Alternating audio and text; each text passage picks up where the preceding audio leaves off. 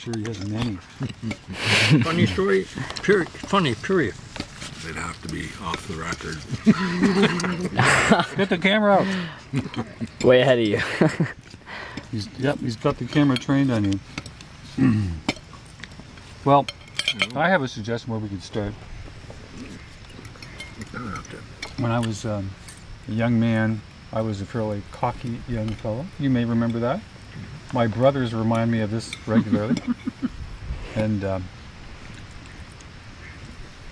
looking back on my youth, I have the feeling that I'm very blessed to be in this family with this father who put up with me in my teenage years, younger brother who said, whoa, you were a bit of a nut.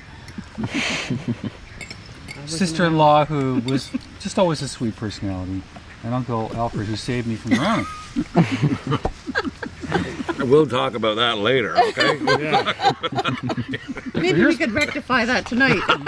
Here's my story. The other day we'll probably all leave at the same time. We're chucking them, don't you dare. This is my turn. Will you shut him up, please? Okay, so I was looking at this thing that my dad put together on my mom and how much he missed my mom, and God knows she was a great mom and a wonderful wife, no doubt. And he says at some point that I'm going to meet you at heaven's gates.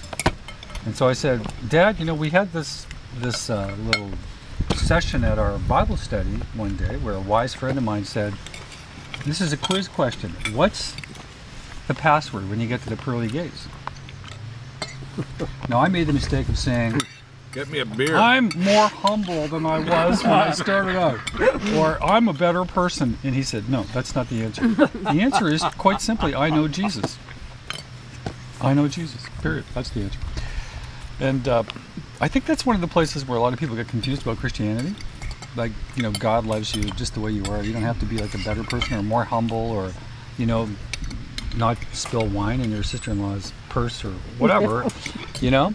And it's not as though you're like this better person because God loves you just the way you are. And I said this to my father, you know what his response was? And it's unfortunate he left because he said, well, you're the biggest sinner of them all. And I said, well, you know what, Dad, I'm okay with that because you know what, I think there's I know Jesus. There's a passage in the Bible which specifically addresses that. You know what it is? In Luke, I looked it up today. Yeah. Jesus goes to the house of the Pharisee. The Pharisees are the guys in power back then, right? And there's this woman who comes in, and she's a prostitute, and she's pouring perfume on his feet, and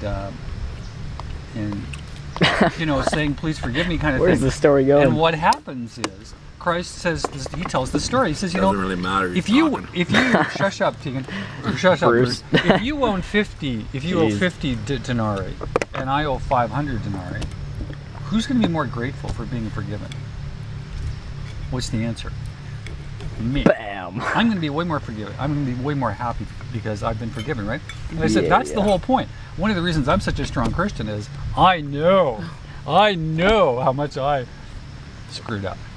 And the whole thing about Christianity is, look, we're all sinners. The question is, like, how bad? And I'm certainly one of the most cocky, self-absorbed people in my youth. And that's the story. So that's why I'm so thankful as a Christian. All right, we're looking for funny stories, not touching moments about how